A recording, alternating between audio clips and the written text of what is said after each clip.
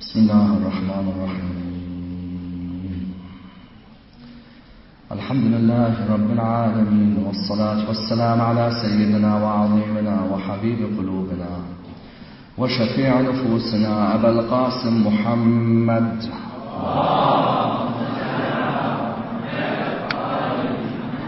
طب القلوب ودوائها ونور الأبصار وضيائها وعلى أهل بيته الطيبين الطاهرين المعصومين الصادقين. الحمد لله الذي جعلنا من المتمسكين بولاية سيدي ومولاي علي بن أبي طالب.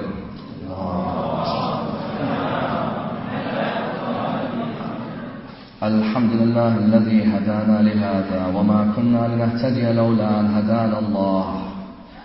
أما بعد, respected scholars, brothers and sisters in Islam, Assalamu alaikum wa rahmatullahi wa barakatuh. Again, just one final request for the stop of the movement at the back. It affects the lines of the concentration. First of our loud salawat for the love of Rasulullah Muhammad sallallahu alayhi wa sallam.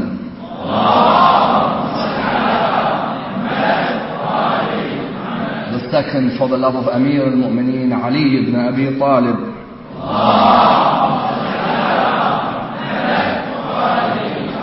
The third with your loudest voices for the love of Imam Sahib al-Asr wal-Zaman.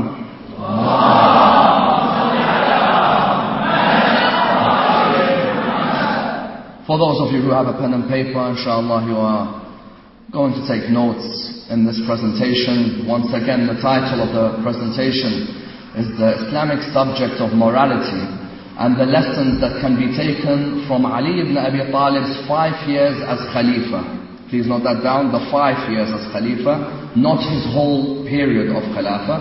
The examination would go towards the final, the 5 years which he assumed as 4th Caliph of the Islamic State. The subject of morality is regarded by many as one of the most important subjects in human existence, within the idea that mankind throughout history has sought to understand the moral concept, has sought to build communities based on a moral conduct, within the idea that from both his individual and his public life, you find the human being trying to establish a world where morality is the center. That's why we find in many of the great empires throughout history, be it the Greek, be it the Roman, be it the Persian, be it the Arabian Empire, we find that morality was at the center of many of these in their periods of success. Yet when morality ceased to exist, you found that there was a breakup of the community. For example, you found within Arabia that at times the Arabians would look after certain moral features, and at other times when they neglected the morality within their communities, we found that Arabia reached a stage of ignorance. And therefore one notices that on the lips of every parent, on the lips of every teacher, on the lips of every organizer of any event is the subject of morality. In virtually every movement we make in our life, be it at home or in the public domain, morality is the key for our success. Without morality, the human being loses dignity. And without dignity, the human being is of no value. And that's why you find in all areas of your life, every single person in this hall would have come across morality, advice on morality, books on morality, a syllabus looking at morality, in order that he is able to take this in his life. Whether this book is of a religious background or no, is irrespective. We find that a person seeks some sort of code of morality in their world. That's why, for example, when any of us are employed for a job, be the job a Saturday job, a Sunday job, a weekend job, or indeed Monday to Friday, you find that the first area the employer looks for is in the CV that you provide references. A reference is for what? A reference may not necessarily tell the person about your grades. You've already put that down in your educational history. A reference may not tell the person about your employment history. You've already put that down in the CV. A reference comes and tells the person about how morally ready you are to assume the position that is available.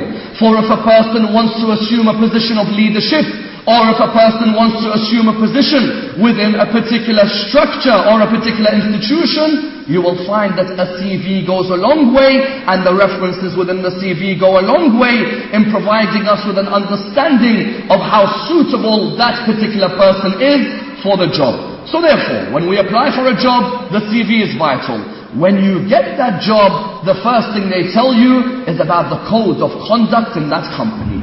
You've joined our company, now you have to work in the code of conduct. The code of conduct is the code of morality. Every company has a particular code of morality. You will find, for example, within this code of morality is punctuality. Punctuality is a moral sign of whether a person has achieved organization in their life or no. So therefore we find that punctuality is important. Within this moral code of conduct, when you apply for a job, is cleanliness. You will find that there are certain laws of cleanliness which are given. Within this is a code of respect. That in every job there is a customer service department. And the idea is that when you want to work in customer service, you have to understand that the customer is always right, as they say. However much barrage of abuse you receive from that customer, you are the one who has to reply back in patience. If you are willing to work in the code of conduct of the company, they will give you a position. However, if you are not, they will tell you, go to pastures new. So in terms of our daily work, we find that whenever we apply for a job, there is a code of conduct that has to be observed. Number two, you will find at home that the house is the place of morality.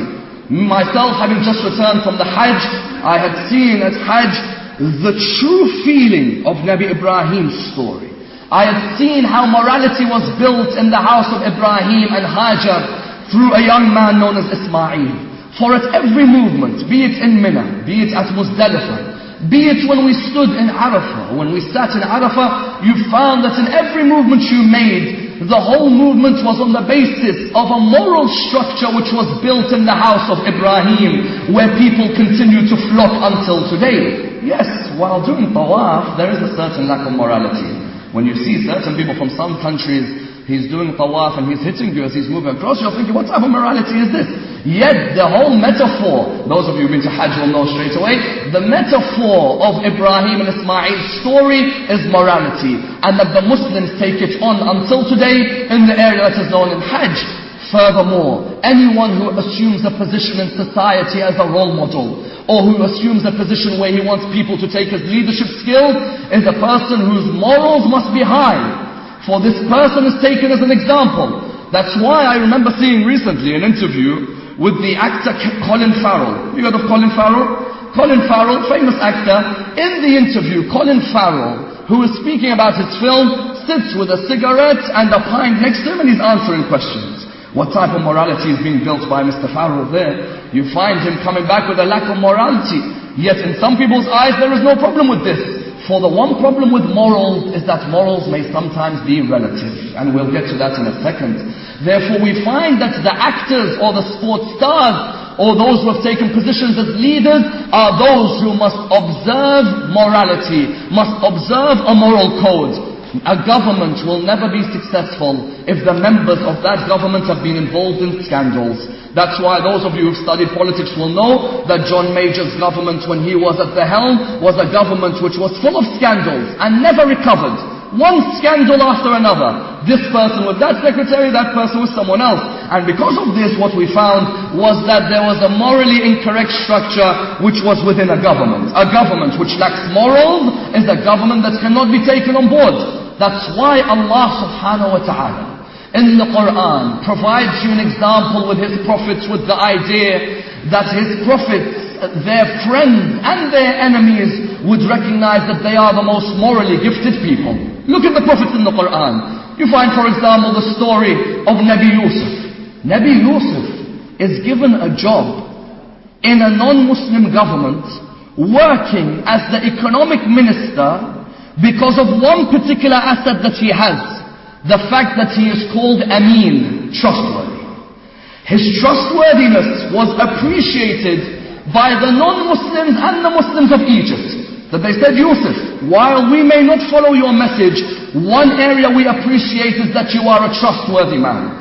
And because of this trustworthiness, there was never an economic minister who came into power like in the Quran, like Nabi Yusuf. You find the same trait of trustworthiness. It's found in the story of Nabi Musa.